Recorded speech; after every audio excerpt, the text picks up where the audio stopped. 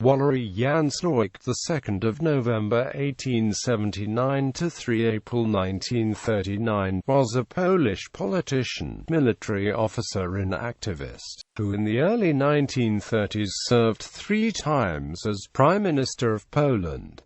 He was one of the closest aides of Polish leader Józef Piłsudski. Early years. Walery Sławek was born on November 2, 1879 into an impoverished noble family, in the village of Strutinka in the region of Podolia, then part of the mighty Russian Empire. He was one of 4 children. 2 of his older sisters died early of tuberculosis. His father, Bolesław Sławek, worked at a sugar plant owned by Count Józef Mikołaj Potocki. His mother was Florentyna Eqt Przybylska, and the Sławek family was distinctly related to the family of composer and politician Ignacy Jan Paderewski. Between 1888 and 1894, he attended an elementary school in Nemyriv. In 1899, Sławek graduated from a trade school in Warsaw and began working for an insurance company. At the time, he became involved in the activities of several socialist organizations. In 1900, Sławek moved to Łódź as an employee for the insurance company Horodniczka Stamirowski. Soon afterwards, he joined the Polish Socialist Party. While in Łódź, he was deeply involved in the activities of the PPS, which targeted the Tsarist authorities and struggled for Polish independence. Upon returning to Warsaw, Sławek was named one of leaders of local branch of the PPS. He was frequently sent on missions to other cities of the Russian Empire. In Vilnius, he met and became friends with the future Marshal of Poland, Józef Piłsudski, and Aleksander Prysta. In June 1902, Sławek was elected leader of the PPS for the governorates of Kielce and Piotrków Trybunalski. At the time, he fell in love with Wanda Józkowicz, the stepdaughter of Józef Piłsudski. She became the love of his life, and after her premature death, Sławek did not become involved in any other relationship. On March 6, 1903, he was for the first time arrested by Russian police at a rail station in Bedzin. Sent first to a prison in Piotrków Trybunalski, Sławek escaped on December 18, 1903, while being transferred to a prison in Sieradz. Soon afterwards, by the order of Piłsudski, he began working on the creation of a secret paramilitary organization within the Socialist Party. On November 13, 1904, he organized a mass anti-Tsarist rally at Warsaw's Grabowski Square. Sławek delivered weapons to some participants, and the rally ended in an exchange of fire with the police. It was the first act of armed resistance in Congress Poland since the January uprising. During the 1905 Congress of the PPS, Sławek was elected to the Central Workers' Committee as its youngest member. His main duty was coordination of local party chambers in southwestern corner of Congress Poland. Sławek himself never became a true socialist. He regarded this party as the only real organization which would bring back independent Poland. During the Revolution of 1905, he was a key member of combat organization of the Polish Socialist Party and participant in numerous missions. On September 10, 1905, he was arrested and sent to the Warsaw Citadel. Russian authorities planned to send him to Siberia, but on October 19, amnesty was declared, and on November 4, 1905, Sławek was released. He continued his activities. During a raid on a train near Milanowiec, a bomb exploded in his hand, injuring his head and chest. Sławek lost his left eye, 3 fingers in right hand and 2 fingers in left hand. Furthermore, he permanently lost hearing in his left ear, and for the rest of his life, Sławek wore a beard, which covered numerous scars on his face. Arrested again, he was acquitted by court, and ordered to leave the Russian Empire. Sławek left for Kraków, then located in Austrian Galicia. There, he underwent 2 operations, which improved his health. Nevertheless, he suffered from severe depression, caused both by the injuries and the death of his wife. Józef Piłsudski ordered him to oversee party finances. In 1908, he was sent to Paris, and after his return, took part in the legendary Bezdany raid. On June 1, 1909, Sławek, already a member of the Union of Active Struggle, was arrested by the Austrian authorities. He was released after 2 weeks, with help from Austrian military intelligence which cooperated with the leadership of the ZWC. The Austrians highly appreciated the information on Russian army stationed in Congress Poland. In exchange, the HK still allowed the ZWC to carry out its activities. World War I. Walery Sławek was one of the chief advisors of Józef Piłsudski. In mid-1914, he joined 1st Brigade, Polish legions, but in August of that year did not march with 1st Cadre Company to Congress Poland, remaining in Kraków. In 1915, Sławek was sent by Piłsudski to Warsaw, where he created local structures of Polish military organization. At the same time, he formed a secret body within the power, called Military Association, later renamed into Organization A. In December 1916, after creation of Provisional Council of State, Sławek was employed by its military commission. Following the oath crisis, he was arrested by the Germans, and sent firstly to Warsaw Citadel, then to Szysztyrpiorno and Modlin. He was finally released on November 12, 1918. Polish Army. On January 1, 1919, Sławek joined the 4th Department of Polish General Staff. In May 1919, he was sent to the Lithuanian borderland, where he tried to reach an agreement with Lithuanian General Sylvestras Žukauskas. The purpose was to initiate a joint Polish-Lithuanian anti-Bolshevik front, but his attempt failed. In November 1919, he left for Tallinn to negotiate with envoys of Estonian and Latvian governments. In January 1920, Sławek was sent to Ukraine, where he cooperated with Civil Commissar for Podolia and Volhynia, Antony Minkiewicz. Promoted to major, he was a Polish envoy to Ataman Szymon Petlura. Together with Wacław Jedrzejewicz, he signed a military appendix to the Treaty of Warsaw, between Poland and Ukrainian People's Republic. For the remaining part of Polish-Soviet War he remained in southeastern provinces of Poland, where he tried to create mixed, Polish-Ukrainian volunteer units. Between 1922 and 1923, Sławek attended the YZS Szkoła Wojenna in Warsaw. After graduation and nomination to the rank of Officer of the General Staff, he was sent to Łódź October 15, 1923, to the staff of 4th Military District.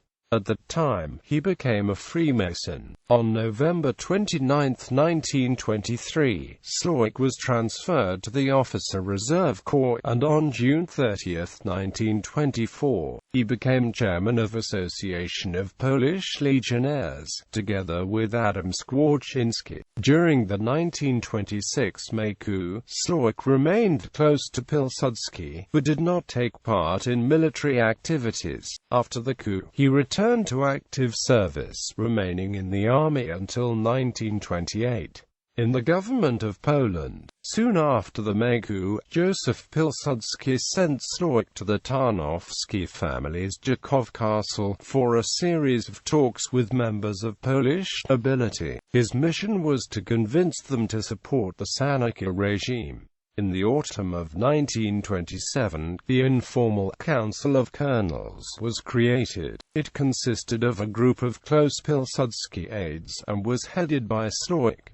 Its meetings took place at Sławek's Warsaw apartment. Before the Polish legislative election 1928, Sławek came up with the idea of creating a new pro-government political body, the non-partisan Bloc for Cooperation with the Government, of which he was the chairman. After BBWR's victory in the election, Sławek was its main ideologist and one of the most influential persons in the country, one of the closest associates of Piłsudski, fanatically devoted to the Marshal. He was called by him the loyal Walery. Sławek was one of the first 10 persons awarded with the Cross of Independence with swords. After the collapse of the government of Kazimierz Bartel on March 29, 1930, Sławek became Prime Minister of Poland. As one of the so-called Piłsudski's colonels, his cabinet was almost identical to the government of Bartel, with Stanislaw Kara as Minister Justice, Leon Janty-Polczyński as Minister of Agriculture, and Felicjin Słorowicz-Kwiatkowski as Minister of Interior. The creation of the new cabinet resulted in deterioration of the relations between the government and the Sejm. The Central Coalition called for an extraordinary session of the parliament, but President Ignacy Mościcki refused. In June 30, a massive anti-government rally took place in Kraków, the Congress for the Defense of Law and Freedom of People. The size of the Congress took the government by surprise, and on August 23, 1930, Sławek resigned, claiming that he was unable to be Prime Minister and Chairman of the BBWR at the same time. Following the so-called Brest election, Sławek returned to the previous post and once again became the Polish Prime Minister. Due to the fact that in late 1930 and early 1931, Józef Piłsudski spent 3 months in Madeira, Sławek was de facto the most important person in Poland. He faced several difficulties. The economic situation of the country was worsening, the opposition fiercely attacked the cabinet, and the pacification of Ukrainians in eastern Galicia had just ended. Sławek urged members of the BBWR not to engage in any talks with the opposition, and the government quickly accepted a number of new regulations. At the same time, the case of Minister of Treasury, Gabriel Czechowicz, was dropped without ruling due to pressure from the regime. On May 26, 1931, Sławek resigned from his post to be replaced by Aleksander Prysta. Sławek then devoted his time to writing a new constitution of Poland, together with Kazimierz Witalski and Stanislaw Kara. The April Constitution of Poland was passed by the Act of the Sejm on the 23rd of April 1935. It introduced in Poland a presidential system with certain elements of authoritarianism. On March 28, 1935, Sławek for the third time was named Prime Minister of Poland. On July 13, President Ignacy Mościcki awarded him with the Order of the White Eagle for his work on the new constitution. Since Sławek regarded himself as new leader of Poland after the death of Józef Piłsudski, President Mościcki decided to make a pact with Edward Rydz-Milly in order to sideline Sławek and remove him from the government. In the second half of 1935, Sławek began to lose his position, to resign on October 12, 1935. Furthermore, on October 30 he decided to dissolve the BBWR. Soon afterwards, Ignacy Mościcki offered the seat of Prime Minister to Sławek on condition that Eugeniusz Kwiatkowski becomes his deputy. Sławek refused, and as a result, Marian Zindram-Koszakowski was named the new premier. On August 15, 1935, deputies and senators of BBWR handed to Sławek a privately purchased manor house, located in the village of Janowiczki, near the site of the Battle of Rakłowice. Late 1930s, Walery Sławek planned to replace the dissolved BBWR with a new structure, called Common Organization of the Society. His idea was harshly criticized by Edward Rydz-Milley, who sent to him a letter writing that there is no need for such a body to be formed. On May 24, 1936, Sławek was replaced by Adam Koch, who became new chairman of the Association of Polish Legionnaires. A few weeks later, he was named chairman of the Józef Piłsudski Institute of Modern History, a post designed to keep him away from political life. This nomination was purely honorary and marked Sławek's decline. On November 11, 1936, President Piłsudski nominated Edward Rydz-Milley to the post of Marshal of Poland. Most of the so-called Piłsudski's colonels refused presidential invitation to this event.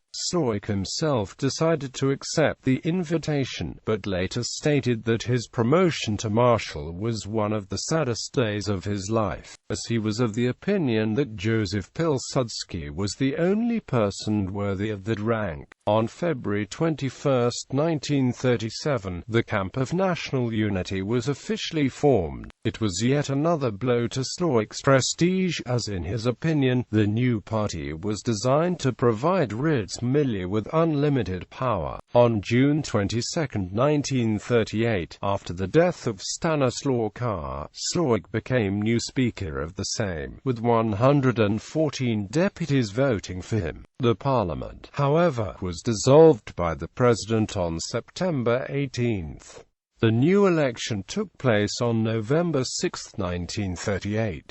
Sławek failed to win the seat in the parliament. Suicide. On the 2nd of April 1939 at 8:45 p.m., Sławek shot himself in the mouth at his Warsaw apartment located on Jan Chrzcianczuk Avenue. Before the suicide, he wrote a farewell letter that said, "I am taking away my life. Please do not blame anybody." 2 IV 1939. W. Sławek, I have burned all private papers, and those confined to me. If not all, please forgive me. God Almighty will perhaps forgive me my sins, including this final one. Furthermore, he left a letter for President Piłsudski. However, its contents have never been revealed. The bullet was stuck in Sławek's palate, and he was taken to Józef Piłsudski Military Hospital. He underwent a blood transfusion, and then a 2-hour surgery. His condition temporarily improved at approximately 4 a.m. on April 3, but he died on the same day at 6:45 a.m. The funeral took place on April 5 at Warsaw Garrison Church. Sławek was buried at the Powązki Cemetery. Among the pallbearers were Aleksander Preister, Janusz Jedrzejewicz, Michał Tadeusz Kozinski, and General Louis Jeneligowski. The funeral was a demonstration of those followers of Piłsudski who opposed the Rydz-Milley's regime. The marshal himself was present at the cemetery, but was unable to get closer to the coffin, prevented by the pallbearers, who blamed him for Sławek's death. Until 1964, the body of Walery Sławek was kept at the Avenue of Notables. On October 17, 1964, it was moved to the Quarter of Soldiers of the Polish-Soviet War. In 1965, friends of Sławek's family decided to fund a stone monument. The Wacław Jedrzejewicz, who was responsible for the collection of the money, contacted a number of influential people and organizations, including Generals Tadeusz Kaszubski and Wacław Stasiewicz, Adam Koch, the Association of Wilno, Chicago's Polish Independence League, and the Association of Former Soldiers of the 5th Infantry Division. Currently, the remains of Walery Sławek are buried in the new spot, while his old tomb remains empty. Remembrance. Polish writer and Air Force pilot Mieczysław Pruszyński, in his book The Secret of Piłsudski, claims that Sławek's suicide was directly linked to the Anglo-Polish military alliance and British guarantee guarantee to Poland, accepted by Józef Beck. Sławek killed himself after British guarantee to Poland had been announced and accepted. This guarantee was developed into an alliance, which Adolf Hitler saw as casus belli. Sławek was of the opinion that such an alliance, aimed at the Third Reich, would end in a Polish-German war, the war against which Józef Piłsudski had warned until the last days of his life, when on April 2 Sławek found out that Beck had left for London. He committed suicide in the evening of the same day. For him, Beck's trip meant the war with Germany and the end of Poland. A few hours before his death, Sławek met with a man named Bogdan Podolski, to whom he said, "I know it, I feel that they are leading Poland to destruction, and I do not know how to react against it." In 2004, in a Polish Newsweek article, historian Dariusz Baliszewski wrote that in early spring of 1939, a group of leading Polish political figures, such as General Kazimierz Sąkowski, former Premier Leon Kozłowski and Kazimierz Puszczak, planned a putsch, in which they wanted to get rid of Józef Beck, Ignacy Mościcki and Edward Milly-Rydz, whose recent change to anti-German and pro-British policies would lead to the destruction of Poland. Walery Sławek was to be elected new president of Poland, but the plot was revealed, and to avoid embarrassment, Sławek either killed himself or was murdered. Honors and awards: Order of the White Eagle, Silver Cross of the Virtuti Militari, Independence Cross with Swords, Cross of Valor 4 times, Order of the Cross of the Eagle, First Class.